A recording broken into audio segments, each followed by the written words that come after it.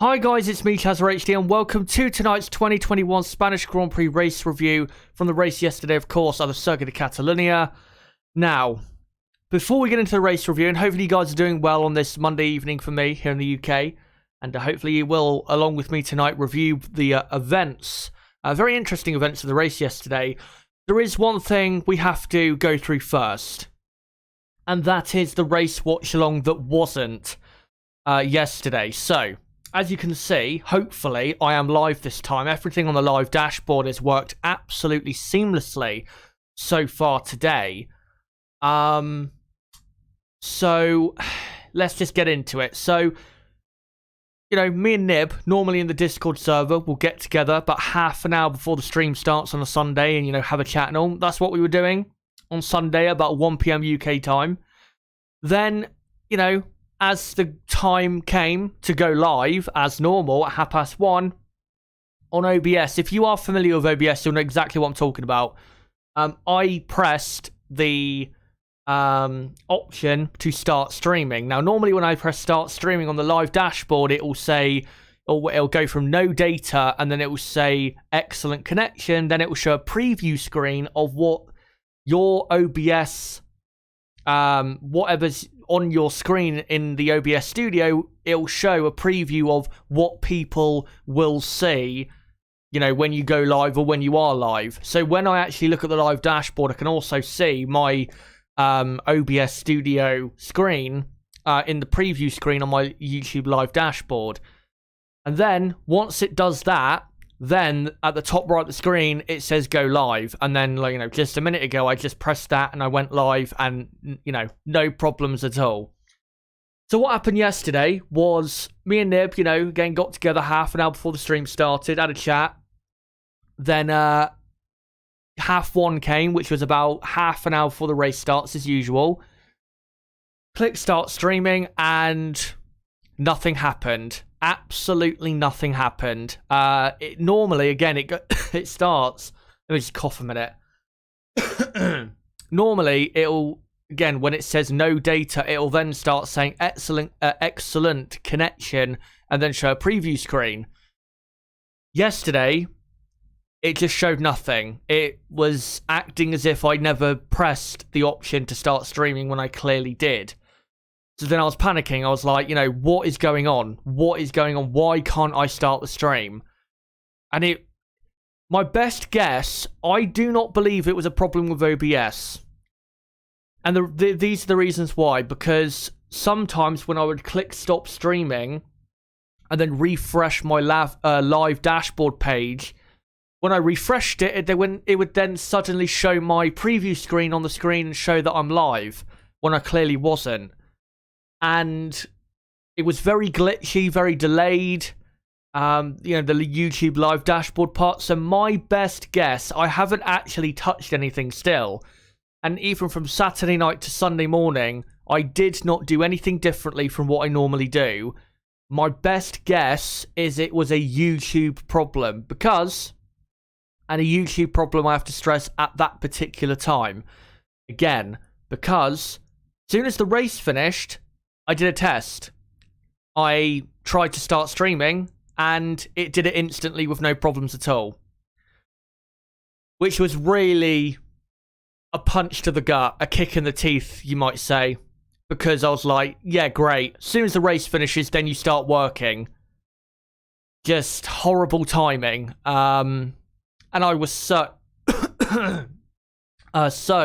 sorry, bitterly disappointed. And just gutted, really gutted, because I love doing these race watch-alongs. I really, really do. And I was so excited, you know, with the Hamilton and Verstappen on the front row. I was really excited for the race. I didn't think the race was going to be an amazing race or anything. We were in for an absolute classic. But I'm always excited for races in Formula 1 because, especially this race with the grid we had, because I knew we had, you know, the grid that could make for a very interesting Grand Prix, which is exactly what we got.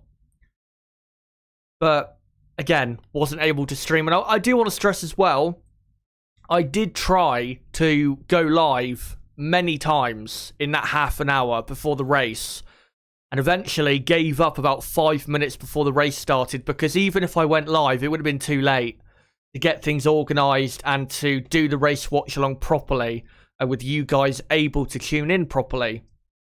Because, you know, a big reason why we do a build-up is to let you guys join, get settled, before the race starts. But, you know, if we started 5 minutes before, then it would have been pointless. And yeah, you know, the community post I put, yeah, it was very self-critical and I was very hard on myself, but that's how I felt at the time. I felt like I had been a massive disappointment and I'd let everyone down because, you know, I go on every weekend promising, or not promising, but going on about, you know, make sure to come to this stream at this time. You know, the main event basically of the weekend, of course, the race watch along. And then when the time came, it didn't happen. So I just felt like a massive disappointment. On reflection, there's nothing I could have done. It was on YouTube's end. I'm pretty sure of that. Because the problem I had was not a problem I've ever heard of before or ever seen before and I've ever experienced before. I've never had that problem before with YouTube. I've been doing live streams for what, 3 years on this website? Never had that problem once until yesterday. So I don't think it was anything to do with me or my software. I think it was down to YouTube just having a moment with my channel. And, you know, I even changed the stream key and I don't think that made a difference either. So there was nothing I could do. Really sorry, guys, again. We will attempt in Monaco to bring you the race watch along and, of course, the qualifying practice 3 watch alongs there. But yeah, really sorry again about yesterday. Again, on reflection, there's nothing I could have done, but still sorry that happened, because I know you guys, as usual, were very excited for the race watch along from us for that Grand Prix. But anyway, let's get into the race review, put that behind us. And as well, of course, with that watch along not happening, we've missed the chance to hit 10k on the channel in terms of subscribers. Now, we should eventually hit it, but because of the trials and tribulations getting there, whether it be that problem yesterday, or the channel getting deleted last year, or the technical issues at the end of 2019, at this point, getting to 10k, it feels more like a relief than an actual happy thing to me, which is really sad. So, you know, if I do hit 10k, and I stress, if I do hit 10k, then great. But, I mean, I might do a celebration for it, I don't know. But I don't really want to tempt fate at the minute, because I'm not really in that mood to, again, tempt fate. And I'm not really in the celebratory mood at the moment. But, you know, if you do want to subscribe and all, then make sure to do so, because we will at least try to bring you watch alongs for every qualifying and race this season for the rest of the season. But again, if you are subscribed to the channel, massively appreciate it. If you do subscribe to the channel, again, massively appreciate it. But again, sorry about that, but on reflection, I don't think there was anything we could do there.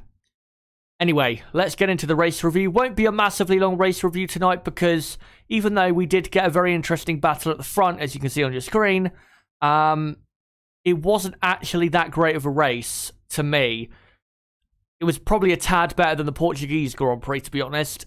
Say a 6 out of 10 this Grand Prix yesterday. Definitely not a great race. The battle at the front was very interesting, but again, the battles elsewhere weren't exactly amazing, put it that way.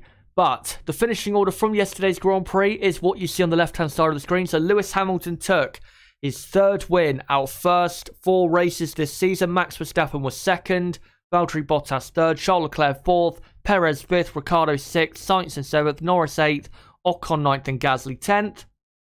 And then the rest of the order: Stroll, Raikkonen, Vettel, Russell, Giovinazzi, Latifi, Alonso, Schumacher, Mazepin. And in 20th place was Yuki Tsunoda, because he retired from the Grand Prix. But let's first get into the battle for victory. So, at the start of the race, Lewis Hamilton, it looked as though, off the grid, didn't quite get as good of a start as Max Verstappen, but was still pulling away down to turn 1. And then very aggressively, very boldly, Max Verstappen sent it down the inside, forcing, as you can see on the screen, Lewis Hamilton almost off the circuit, because Hamilton had to really just avoid what Max Verstappen was doing rather than actually defend against what Max Verstappen was doing. So nothing really Hamilton could do once Verstappen had sent it down the inside. Great move by Verstappen, and really, if he had not made that move, then he would have probably still finished in second place yesterday, but would have finished a lot further behind and wouldn't have really featured in the race for victory yesterday. And I know, of course, Verstappen officially ended up 25 seconds behind, but to be honest, I don't think Lewis Hamilton would have gone for the strategy he did in yesterday's Grand Prix if he maintained the lead at the end of the first lap, because I think the Mercedes had enough race pace to to easily do a one-stop strategy and still be quick enough compared to Max Verstappen over the course of the Grand Prix. So if Verstappen had not made that move, there wouldn't have been a race for victory, and there wouldn't have been really any hope for Verstappen winning the race. But he did get the move done, and he got into the lead, and it was a very good battle, I have to say, between Hamilton and Verstappen. It was a very good battle yesterday, but it was dominated, of course, and it was always going to be after Verstappen got the lead, dominated by strategy. So as you can see here, Red Bull coming into the pit box and servicing Max Verstappen's car. Now, Max Verstappen, when he pitted, it was, the absolute best thing to do, because Verstappen was under a lot of pressure. His tyres were going away quicker than Lewis Hamilton's were. And Hamilton was right behind him. If Verstappen, rather, had stayed out, Hamilton would have overtook him on track, and then Hamilton would have beat him without the need for a second pit stop later on. So, yeah, he had to pit, Max Verstappen, to give himself the best chance of victory. And I can't really fault. I mean, Red Bull did lose a couple seconds in the pit stop because they weren't quite ready with his tyres, and actually did well considering, Red Bull, that they weren't ready with his tyres to still have a decent pit stop. So I'd say good on Red Bull there for not losing too much time. But in terms of pitting him at that point, I can't fault it, because I think that's what should have happened at the time. And remember, I mean, we can sit here in hindsight and say, well, this is what they should have done. But at the time, I don't think anyone would have disagreed that Verstappen pitting at that point was the right thing to do. Of course, Lewis Hamilton went a few laps longer, put in some good laps, and gave himself, once he came out of his first pit stop, in second place again with a lot fresher tyres, and then raced up to the back of Max Verstappen and got close on a couple of occasions at the end of the pit straight, but ultimately was not close enough. So Lewis Hamilton then came back into the pit lane and went for a Hungary 2019 style strategy to try and beat Max Verstappen. And of course, it did work. As you can see here, Lewis Hamilton eventually, towards the end of the race, with a few laps to go, about 5 to 6 laps to go, passing Max Verstappen, very reminiscent of his pass on Verstappen in Hungary, round the outside and getting the victory. Deserved victory, you have to say, for Lewis Hamilton in that Grand Prix. Now, with Verstappen and Red Bull, I've seen a lot of questions about it. Should they have responded to the second pit stop by Mercedes? Ultimately, I don't think they had the chance to, because Mercedes, without doubt, had the quicker car in Spain. There is no doubt about that whatsoever. They were quicker in the race than Red Bull. Again, no doubt about that whatsoever. And because Lewis Hamilton had pitted a lap before, if Verstappen had pitted a lap later, he probably would have come out behind Hamilton.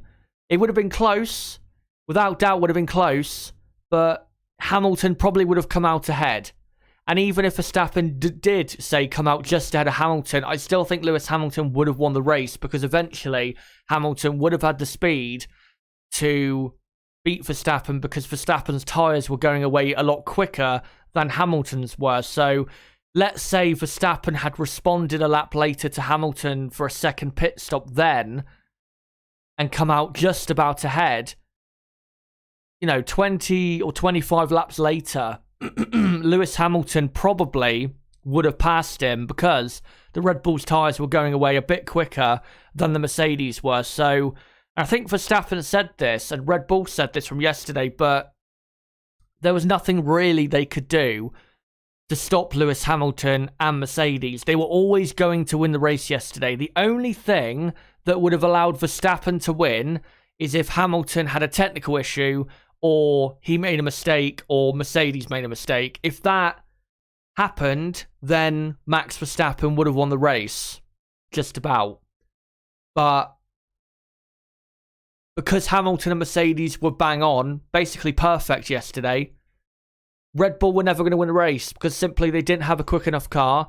The DRS also very powerful down that pit straight, so as long as Hamilton was, say, 0.6 of a second at most behind Verstappen through that final corner, he was going to get the move done into turn 1.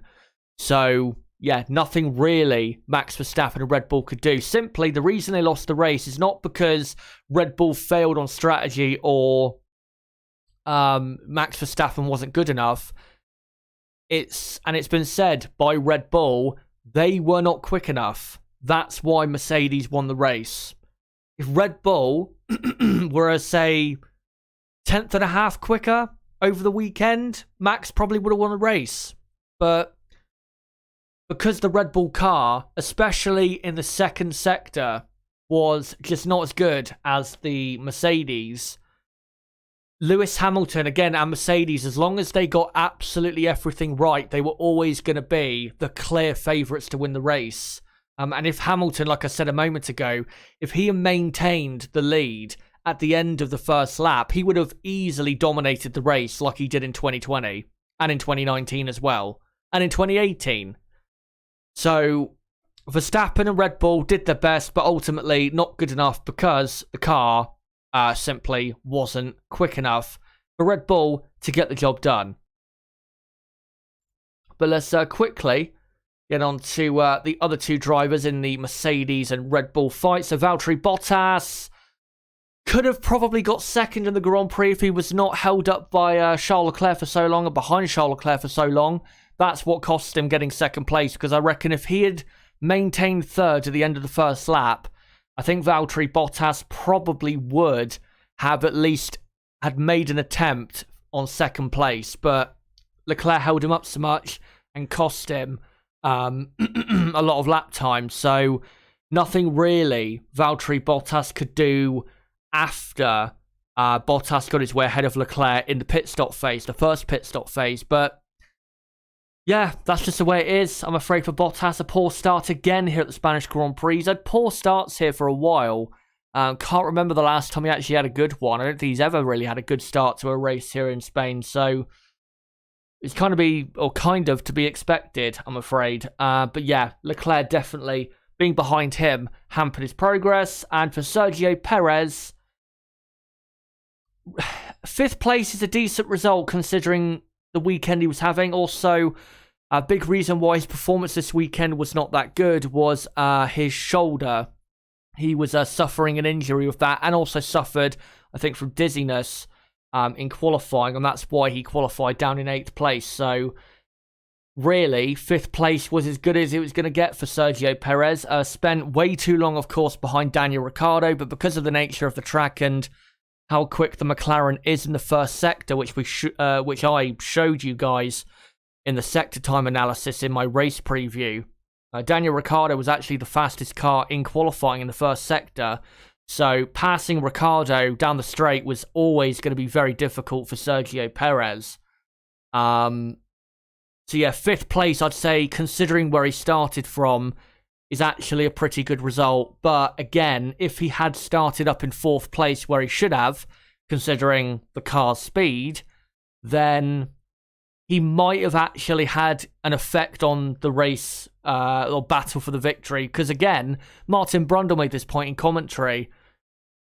which definitely played a factor. I don't think it was as big a factor as maybe Martin Brundle made out, but because Verstappen is, the only Red Bull up there, it was essentially him against the entire Mercedes team. So Mercedes could literally, on strategy, do whatever they wanted, and that's why they could go for that second pit stop of Hamilton, because Sergio Perez was too far behind to, hold up Lewis Hamilton. Because if Perez was in a position to hold up Hamilton, and let's say Hamilton had gone for that pit stop, then Perez might have won Verstappen the race yesterday by holding up Hamilton for, say, 2 or 3 laps. But because Perez was too far down, it was, always going to be Max Verstappen versus the Mercedes team.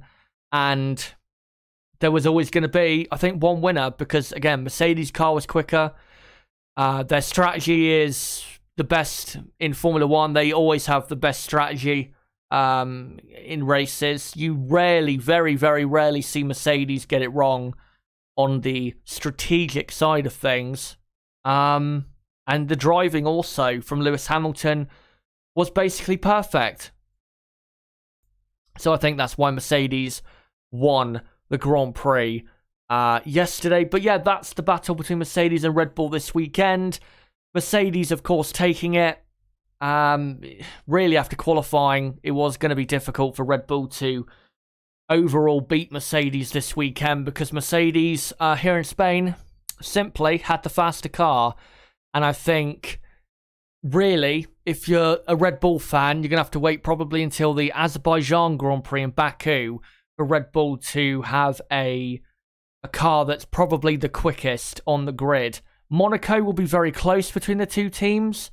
And I think it will honestly come down to the drivers in terms of who gets pole position in Monaco, which, of course, is so important at the Monaco Grand Prix. So, yeah, can't wait for Verstappen versus Hamilton for pole position in Monaco.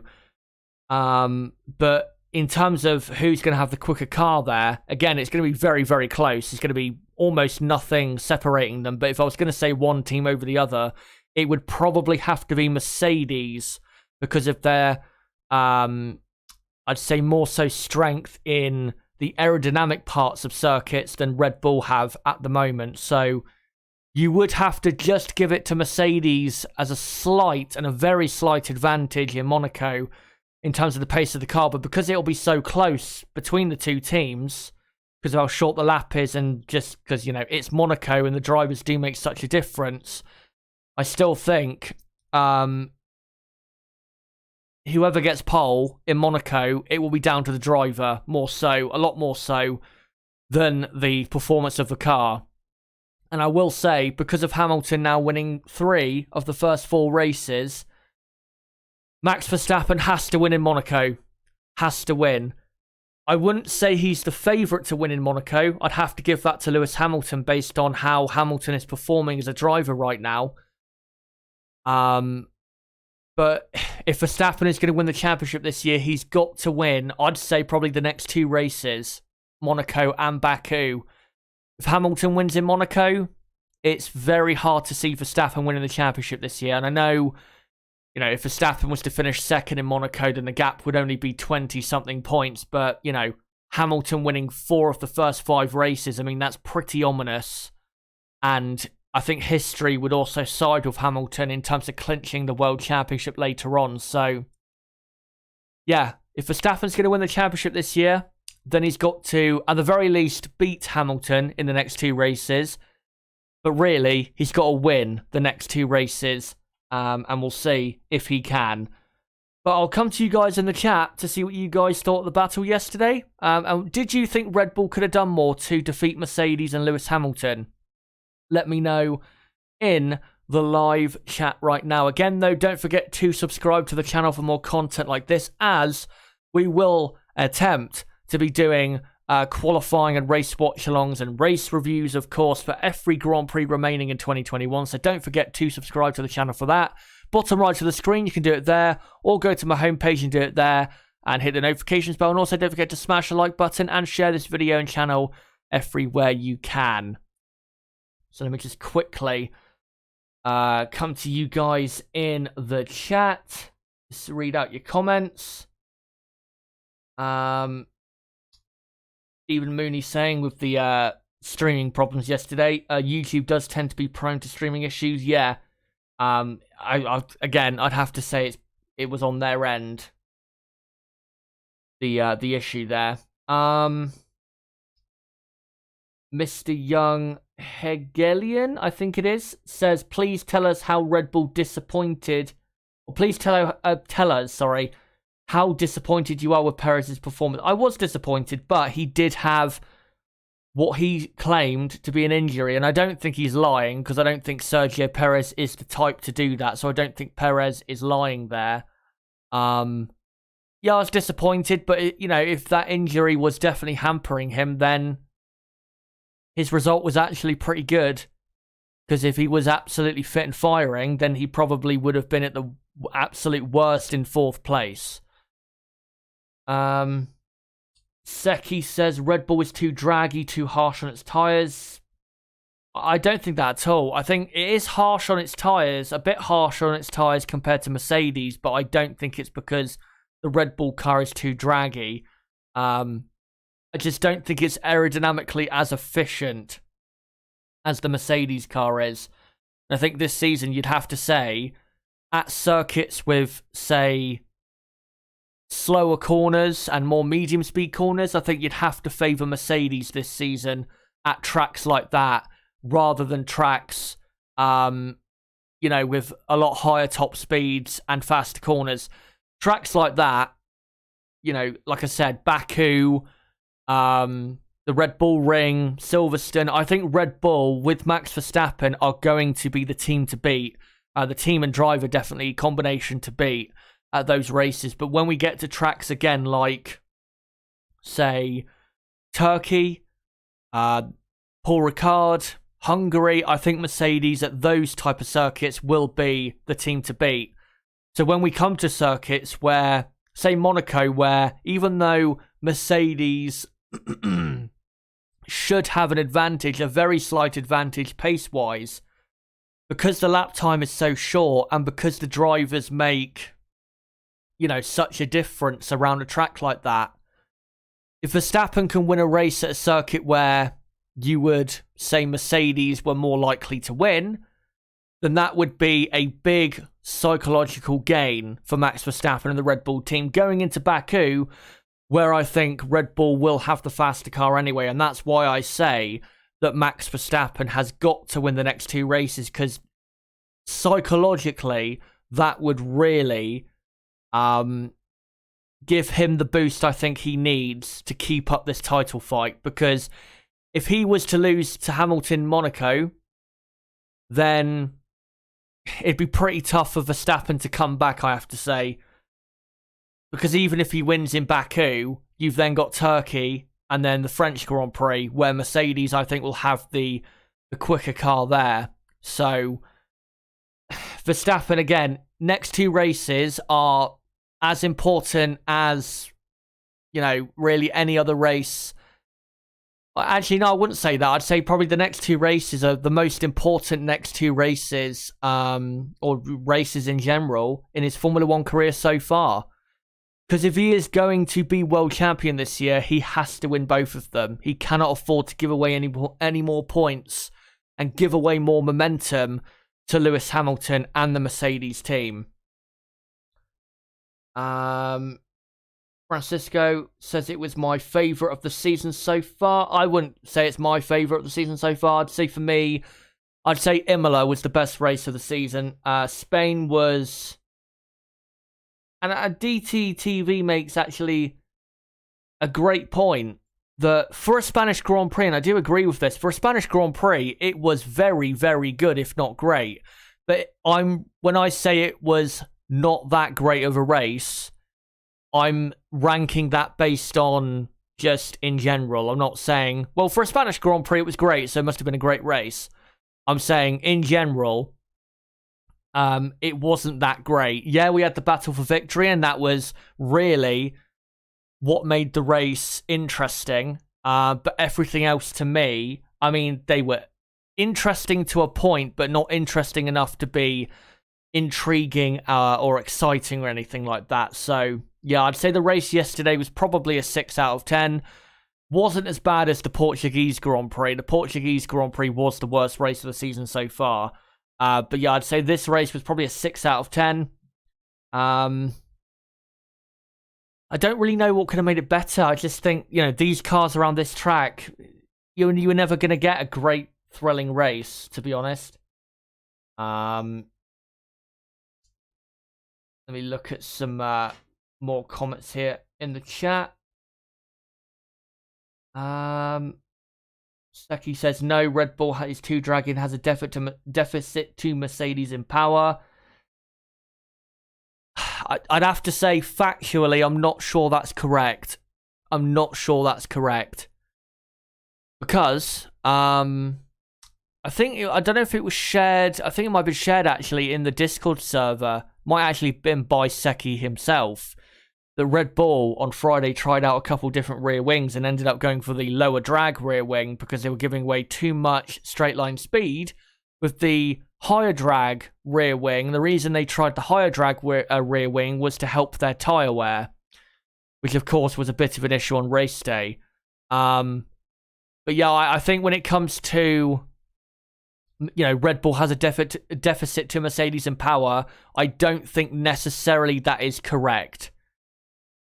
If in Baku we get there in the top speeds where, you know, it's very representative of who has the strongest power units at a circuit like Baku, if we get there and Mercedes are top of the timesheets, or not the timesheets, but the top speeds and that, then yeah, I'd definitely correct myself and say Mercedes at the minute had an advantage of power. But if you go back to Bahrain, the only power circuit we've been at this season, Red Bull, you know, the Honda power was the strongest. So, again, I don't think Red Bull's disadvantage yesterday was too much drag. I think it was just not as much grip as Mercedes had. Simple as. If we were around a circuit this weekend with a lot more faster sections and a lot more straights, then I think Red Bull probably would have won the race.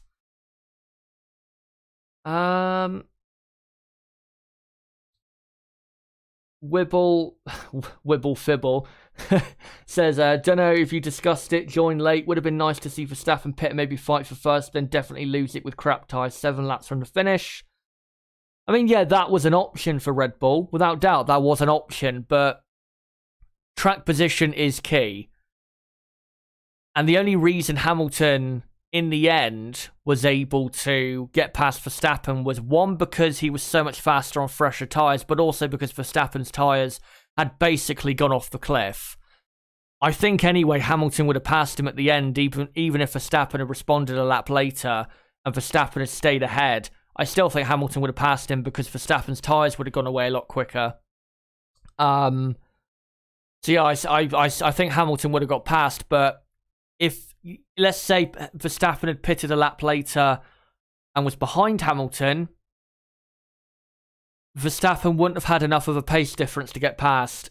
Probably would have had maybe enough to stay within DRS for a while, but he wouldn't have been able to get past at all, or even be really in a position to overtake. So that wasn't really an option for Red Bull, and I think they knew that. They knew the only way they were going to win yesterday is if they kept track position.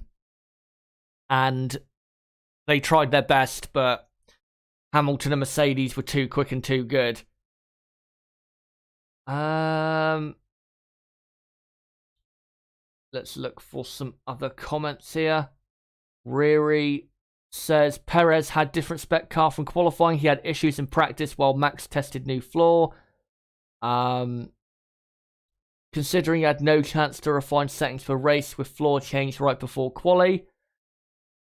Well, if that is true, then yeah, that's another factor definitely behind his result. But, I mean, still, you know, let's say that has something to do with it, but also his injury. I mean, 5th place in the race is still pretty good. Irvin Sessendorf asks, can you see Mercedes replacing Bottas with Russell mid-season? No, I don't. Mercedes are not the team who are going to do that, and Bottas is still doing a good enough job for them for the Constructors' Championship. So no, Bottas will be in the car to the end of the season, no doubt about it. Bottas would literally have to become Nikita Mazepin for him to get dropped. He really, really would. Daniel Crawford says there are still 19 races to go, but the momentum is shifting with Hamilton right now. I think Lewis will be very tough to beat. Yeah, that's why, again, I say Verstappen's got to win the next 2 races because of how good Hamilton is, and for me, he is the greatest of all time, and because Mercedes are such a strong team, if Max can't respond in the next couple races, then I just don't see how Max Verstappen can possibly win the championship, because if you give Mercedes enough of a lead and let them build up momentum like this early in the season, then I just don't see how you could possibly overcome that. Maybe in the past you could, when Mercedes weren't as strong, but this Mercedes team in 2021 are probably the strongest Formula 1 team we've ever seen. So, yeah, next 2 races are critical for Max Verstappen and for any championship bid. And you know what? Considering, Verstappen versus Hamilton this season has been so great so far. And let's be honest, we all want a title fight. We haven't had a proper one since 2018. And even that, petered out towards the end. I think it's probably better for the championship that Verstappen wins the next 2 races. I'm not wanting him to win the championship. I'm not wanting Hamilton to win the championship. I don't really care who wins it. I'm just here to analyse and commentate on it all and bring you it all as it happens, hopefully. But in terms of the championship being exciting and going down to the very last Grand Prix, then I think, again, it's probably best that Max wins the next 2 races to keep up that excitement. Because, we could still have plenty of great racing between the two, even if Hamilton was to win the next 2 races. But we'd always know in the back of our minds that Lewis Hamilton was going to end up world champion. So it'd be better it being a lot closer and uncertain going forward for the rest of the season. Anyway, let's get into the midfield. So McLaren first up. Decent race. They had, 12 points from the Grand Prix. I think that's probably the best they could have done. They weren't as quick as Ferrari. They were, honestly, considering Daniel Ricciardo's performance, it was actually a bit of a surprise they were able to beat one of them in the Grand Prix yesterday. And Carlos Sainz was definitely faster than Daniel Ricciardo yesterday, mainly because of the car that the Ferrari have compared to the McLaren around a circuit like this. So, yeah, I think McLaren, good result. They're still in third in the Constructors when it looked as though, honestly, with the pace Ferrari had, that Ferrari might actually nick that away from them. So, yeah, I think a very good result for McLaren. Daniel Ricciardo easily putting in his best drive of the season, holding off Sergio Perez for so long, which I think really helped his race result. Because Ricciardo and Perez were quite a bit faster than Ocon, who was holding up Sainz for a while. And I think that's definitely a big reason why Carlos Sainz couldn't make his way up, because of being held up for a while behind Esteban Ocon, really, until the first round of pit stops. So, yeah, I think good result for McLaren. Lando Norris would be disappointed he couldn't have finished ahead of his teammate, because if he did, then, of course, they would have brought home more points. Probably 14 points, say, instead of 12 as a team, which would have been, of course, good for them. But still, 12 points from this race, considering it's a track that doesn't really suit them, and in qualifying, they probably weren't even as quick as the Alpine team. Never mind the Ferrari team. Good result for McLaren, and they go marching on.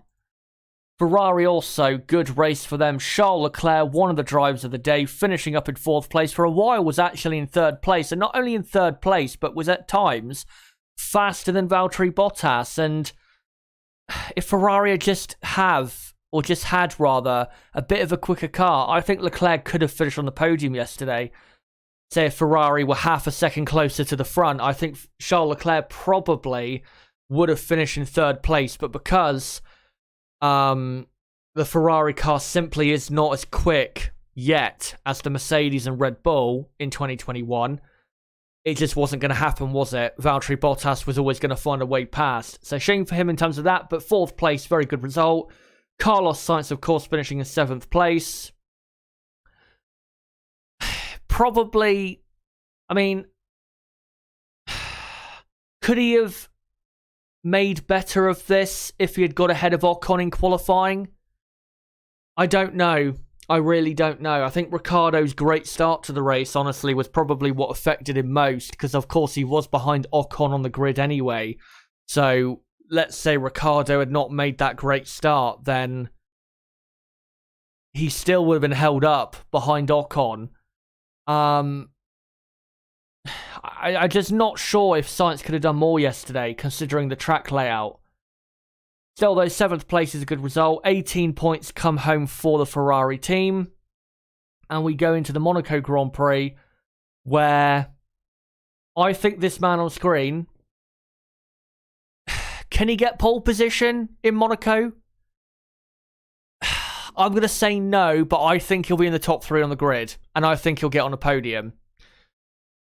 So watch out for Charles Leclerc and Ferrari especially, because around Monaco, Ferrari should be pretty strong. But all I'll say is if Leclerc is in, say, 3rd place, he will be very close to pole position. Maybe a 10th or 2. But yeah, here in Spain, I mean, Carlos Sainz probably could have got a position higher, but because considering the start of his race, like I said, I don't think he was ever realistically going to get back into, say, the top 6 finishing order. So, really, 7th place was the best he was going to do after the start he had. Aston Martin next up. They'll be disappointed they couldn't get a point. And to be honest, bit of a shame that Stroll couldn't get a point after Pierre Gasly passed him on the final lap. And here's obviously a picture of when Lance Stroll went right round the outside of Fernando Alonso at turn 1 on the penultimate lap, or the 3rd to last lap rather. Lap 64, I think it was.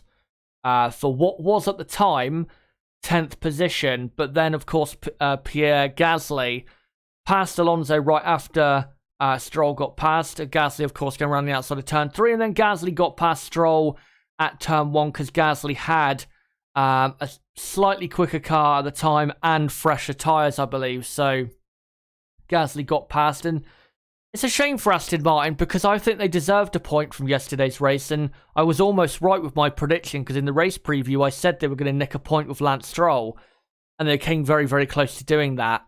But yeah, Gasly took it away from them, so shame for Aston Martin. They finished the race where they started. I don't think, though, they could have done any better than they did. They simply don't have a car quick enough to be right up there in 8th, 7th place in the grid. So yeah, don't really see what Aston Martin could have done that much different from yesterday.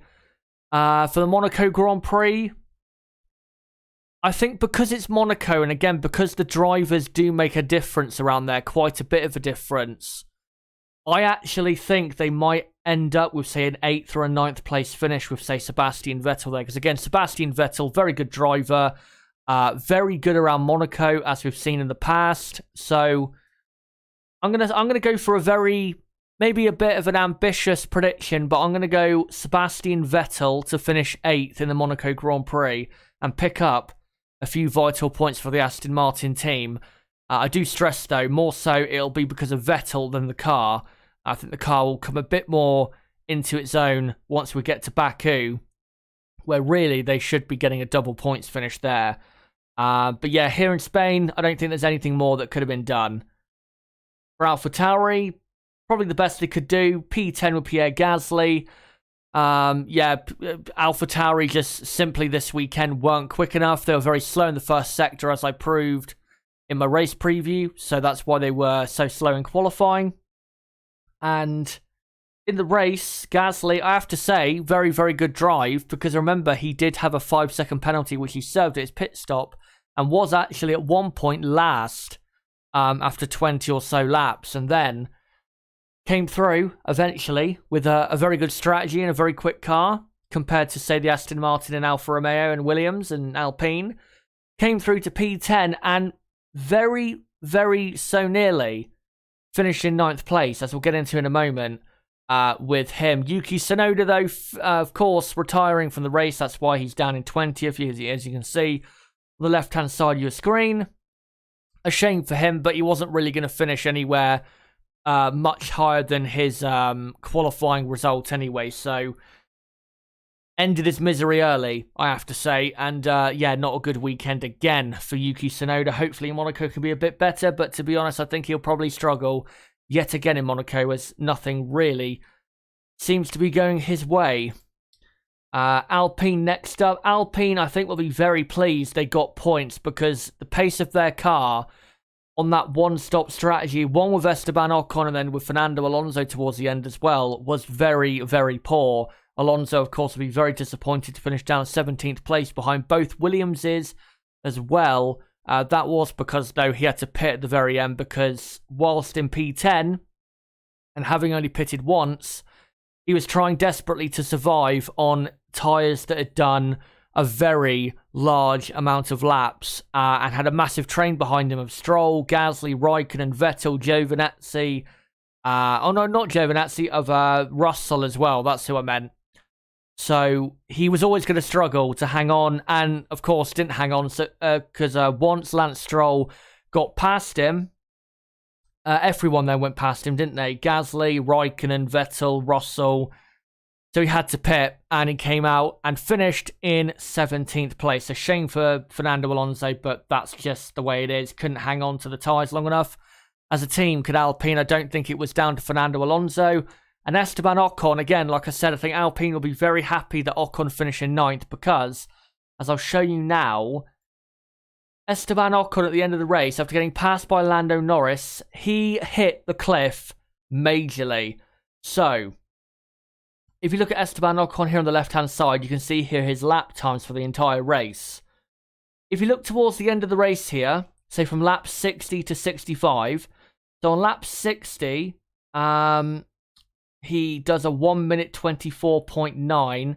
The lap before, he did a 25 flat. That was about the best he was able to do on those older tyres. And you can even see the lap 40s and 30s, he was doing a mid 123. But by this stage, of course, his tyres are a lot older, but then hits the cliff and starts lapping in the 1 minute 26s. A 26.2 on lap 61, a 26.7 on lap 62, and then lap 63, 25.2 he does, then another 26.7 on lap 64, and then a 1 minute 26.5 on lap 65. And then when you compare that to Pierre Gasly's lap times, who is also on the far left of the screen here, look at Gasly in the last 4 laps in the 1 minute 21s. Gasly, if you go back and watch, when Gasly passed Lance Stroll, he was, with about 2 or 3 laps to go, maybe 2.5 laps to go, Pierre Gasly was 20 seconds behind Esteban Ocon, and by the very end of the race was right on his rear wing. So in 2.5 laps, he caught Ocon by 20 seconds.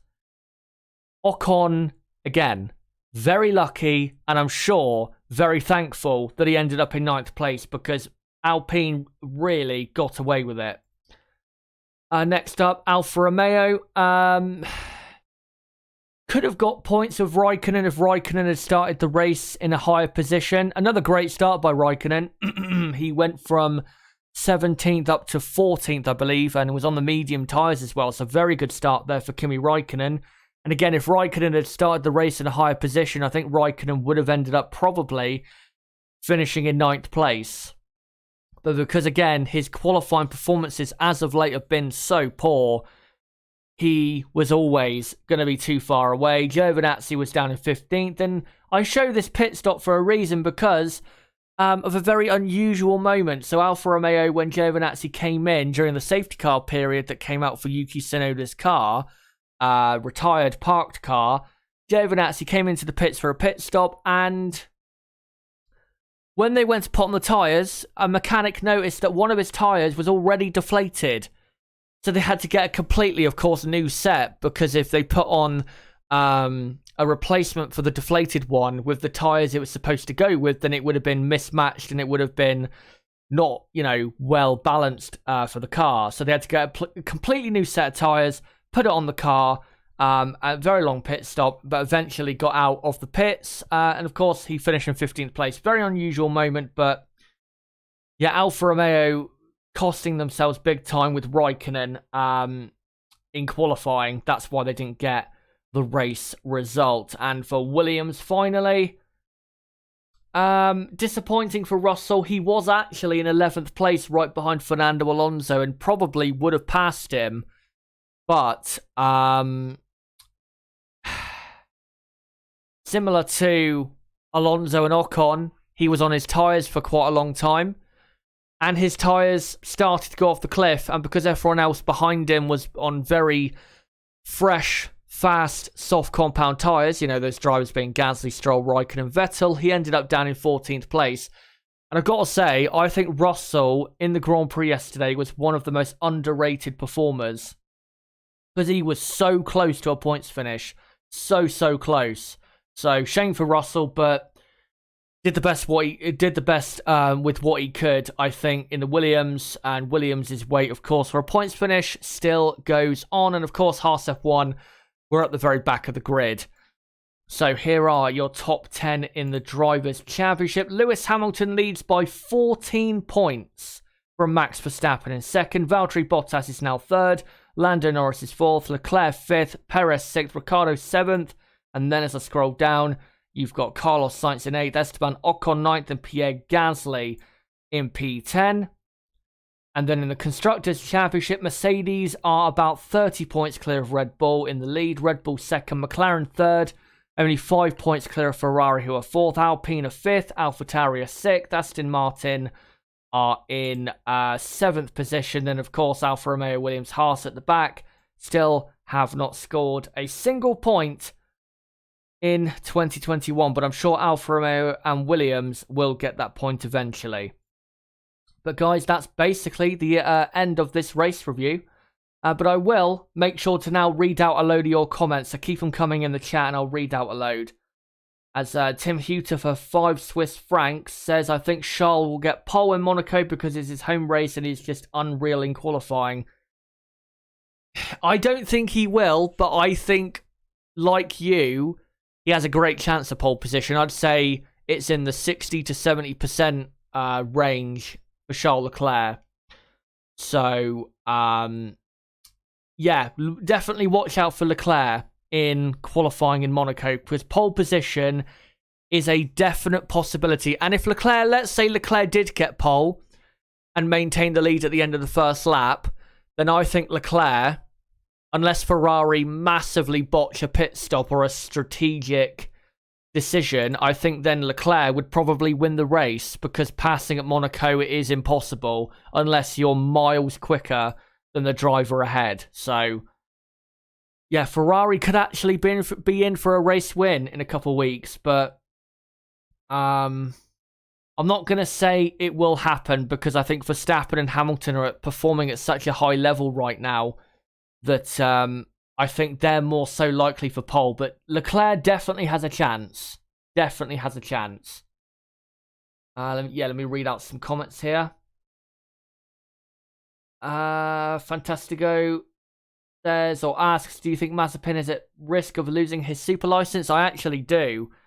Because if he was to have a big incident with someone, then I reckon he could get a load of points on his license, and then I could see him just crumbling after that and having some more silly crashes with people or whatever. Well, so far this season it's been with himself, but without doubt, though, he will crash with someone at some point, even if it's someone lapping him. Let me have a look at some others here. Interesting to hear Mazepin being really critical of the car in the post-race interview, says Stephen Mooney. I mean, the car is bad, let's not deny that, and his spins are definitely helped a lot by the rear instability that the Haas car does have. You can even see it when you watch Mick Schumacher on board. So it's not anything that is just to do with Mazepin, but he is, compared to Mick Schumacher, he has been just completely, as Crystal Racing says in the chat, hopeless. He has been hopeless this season. And I think will be out of the sport eventually, because even though his dad is a major financial contributor to the Haas F1 team, he's so bad and unpopular as well, that I think Haas F1 eventually will just get rid and go for someone else. I mean, they'd be better off going for a very, very young driver in Formula 2 or Formula 3 at the minute than Mazepin, because Mazepin, not only is Mazepin finding it hard to get used to the cars and Formula 1 in general, but I think because of what happened in the winter and because of the way he is as a person, I think he's just never really going to adapt to Formula 1, if I'm going to be honest.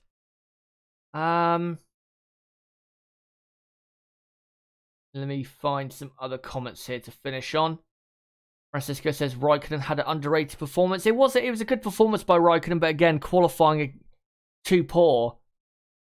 If he can solve qualifying and that problem, then Raikkonen might actually become a bit of a consistent point scorer.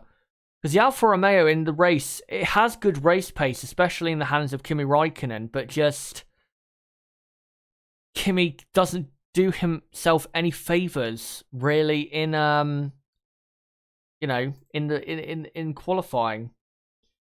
Anyway, I think Ronan Brady saying hello Chaz, I'm still around. Oh, don't worry, I know you're still around. You still come to plenty of streams. I'm just going to try and find a couple more comments to finish on.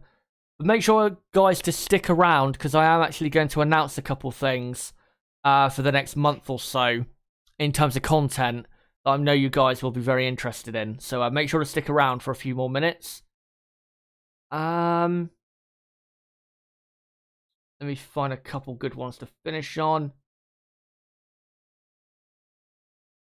Francisco says, being his home race doesn't mean his car will find 1 second per lap out of nowhere. Well, the Ferrari's not that far off in pace. It's not a second a lap slower than the Mercedes and Red Bull at the minute. In qualifying, it was, 7/10 of a second around Spain?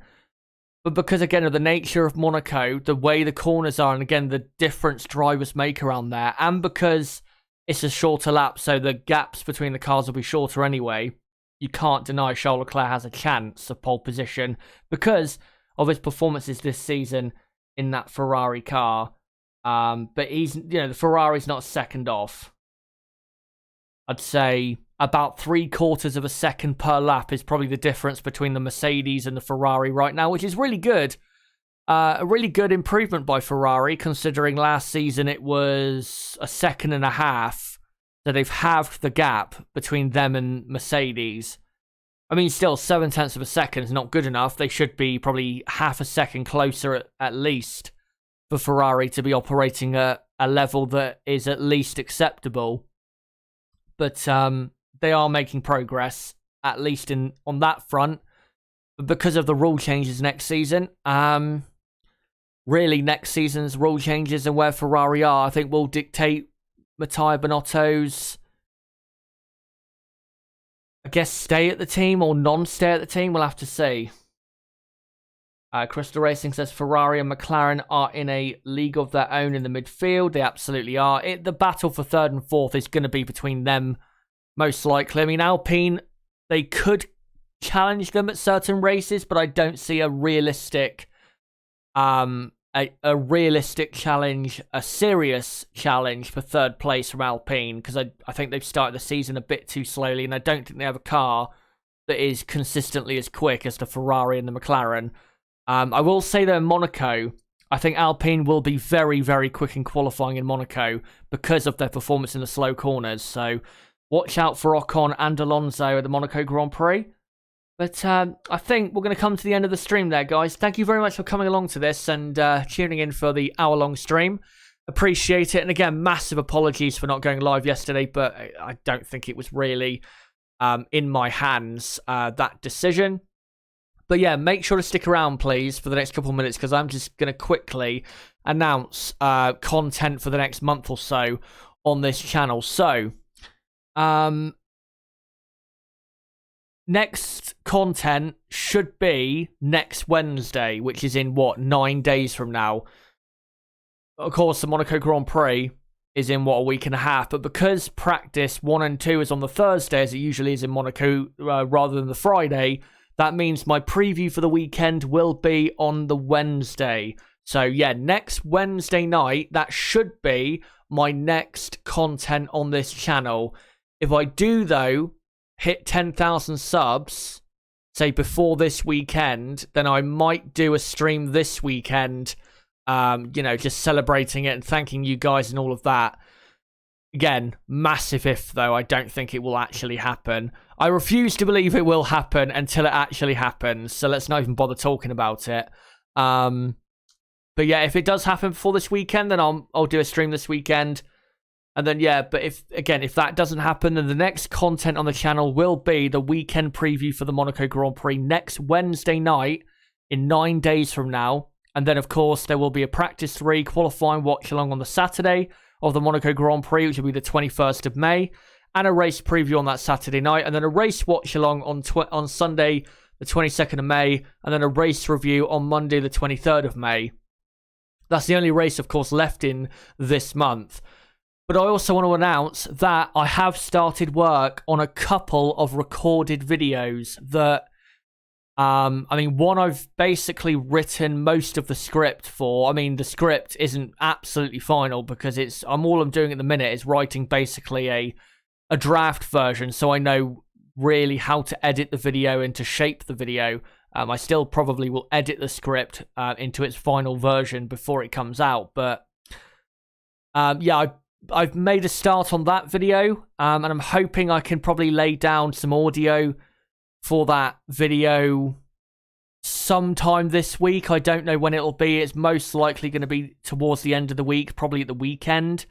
And then there's another video that I'm probably going to write or start writing the script for and probably finish the draft version of before the weekend is over. So there should be 2 recorded videos coming your way very soon. I don't know when they're going to come out. I'm not going to promise when they come out because, things might happen, and also I might have to delay it in case I need more time to work on it, of course, to make it even better. And if I need more time, then I will take that, because if I can make a video better by taking more time to do so, then I obviously am going to do that. So yeah, I'm not going to announce here any dates or anything, but there are 2 videos, recorded videos, on their way, which they should be out soon. Hopefully as soon as possible, if they do turn out to be not that easy, or not that hard rather, to edit, but still good enough for my satisfaction. So there is content coming, guys. Again, the next Grand Prix weekend we'll cover it as we usually do, with a weekend preview on the Wednesday night this time. And then a practice 3 qualifying watch along on the Saturday, with a race preview on the Saturday night, a race watch along on the Sunday, a race review on that Monday after, with hopefully a couple of recorded videos somewhere in there as well, either before or after. Most likely it's going to be after the Monaco Grand Prix, but you never know, maybe we'll get one before.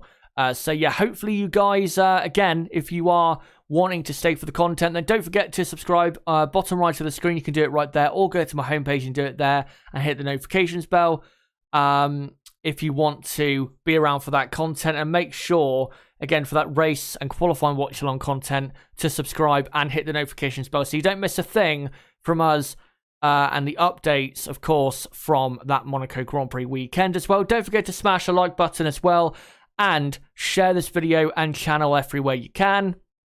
As well, comment down below what you thought of the race, and just the events of the Grand Prix. Again, let me know in the comments section down below. And as well, don't forget to join our Discord server, link below in the description. Best place for notifications for my videos and streams. And also, we have almost 500 people on that server. So if you want to debate Formula 1 with other like-minded or not so like-minded people, then make sure to join that server. Again, link below in the description. But guys, most likely until my next video, which will be in 9 days from now, the preview for the Monaco Grand Prix. Until then, guys, it has been me, Chazza HD. Goodbye.